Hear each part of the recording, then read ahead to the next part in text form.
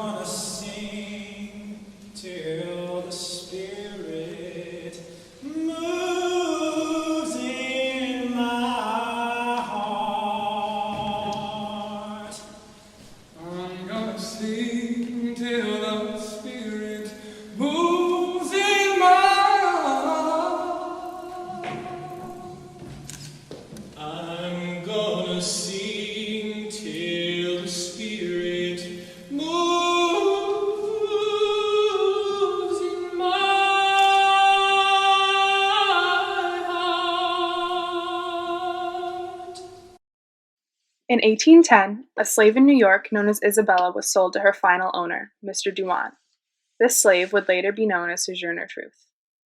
While living with Mr. Dumont, Isabella bore 5 children, although whether with Dumont himself or another slave is under speculation. When it became known to Isabella that slavery would soon be abolished in the state of New York, her owner vowed to her that he would set her free a year prior to the enactment of the law if she continued to do her work. However, when the time came, he went back on his word. Isabella had grown to trust Mr. Dumont wholeheartedly as he had explained to her that it was God's will for her to be a slave. His breaking of her trust brought her closer to her religion and gave her the strength to leave his home with her youngest child. She found a family to buy her freedom, and having become free, she asked God to give her a name to represent her newfound independence. He gave her the name Sojourner because she was to travel the country, telling stories of her life as a slave and how her religion had helped her. She gave herself a last name because all the free men she had encountered had them. The name she gave herself was Truth. In dark days of bondage, to Jesus I pray, to help me to bear it, and He gave me there. I'm troubled, I'm troubled, I'm troubled in mind.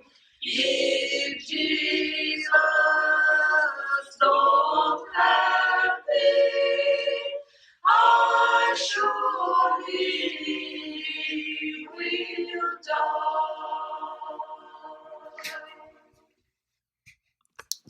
After living in New York City for some time and spreading the word of her religion and time as a slave, Truth was recommended by some of her supporters to visit Northampton, Massachusetts.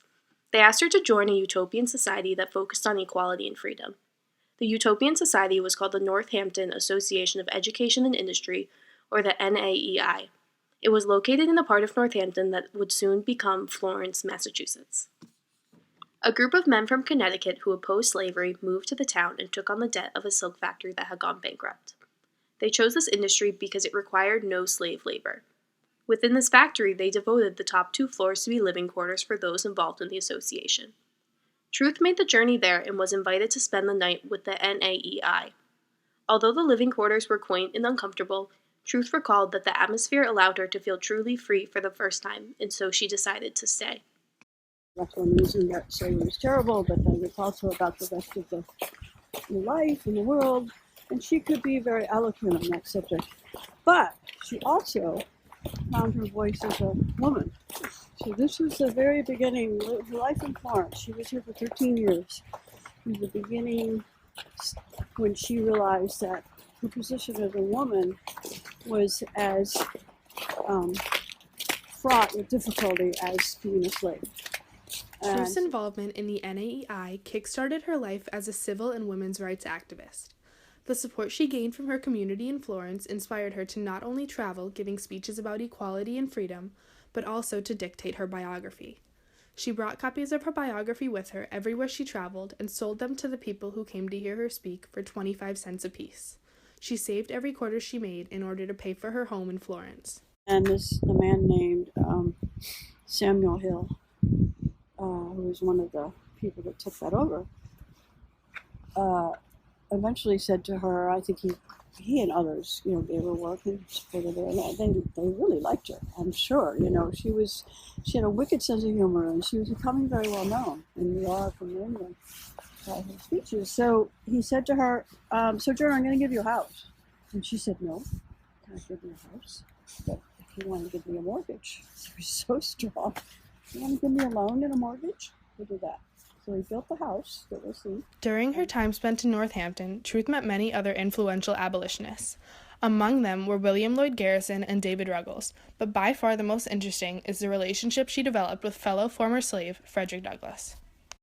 He had taught himself to read and write, and he had learned to dress himself in a rather elegant manner, and that was the way he presented himself, and it's fine. But he sort of put down Sojourner because she was still a little bit more of a what would I say, working class, say, let's say, even though she was quite elegant in some of her pictures.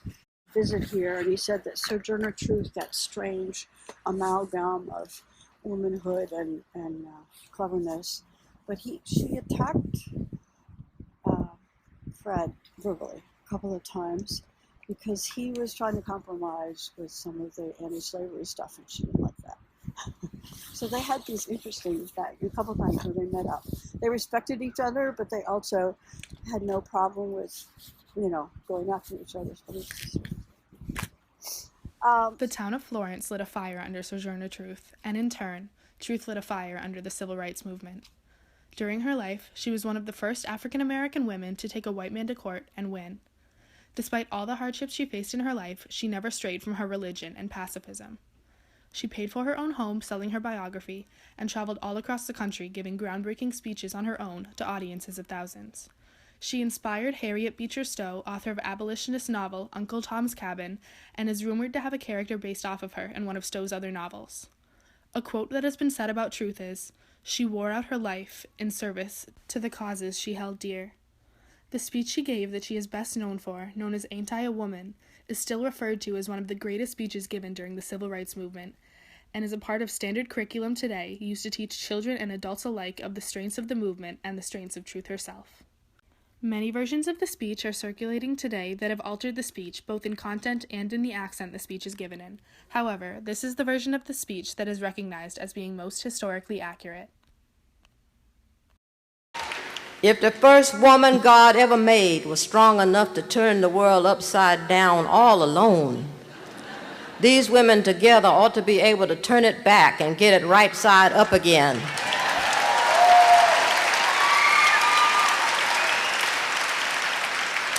And now that they is asking to do it, the men better let them. Despite all of her accomplishments, Truth is often passed over by America. Even though she was an important and influential woman who made a great deal of change in her time and still is today, she is often not considered to be one of the greats. Truth spent the remainder of her life, after leaving Florence, living in a similar utopian society in Battle Creek, Michigan. To honor the time she spent there and the differences she was able to make in history, there is a housing project named after her in Detroit. Scholarships are given out to high school students every year in her honor. She holds a place of great importance in American history and may soon have her image on the back of the $10 bill to show for it. Truth should be recognized for her accomplishments and the sheer strength she exhibited in her life. Truth once said, "I am not going to die. I'm going home like a shooting star," and go home like a shooting star she did. Glory, glory, hallelujah. Glory, glory, hallelujah. Glory, glory, hallelujah. As we go marching on, we are fighting Yankee soldiers who've enlisted for the war. We are fighting for the Union. We are fighting for the Lord. We can shoot a rebel for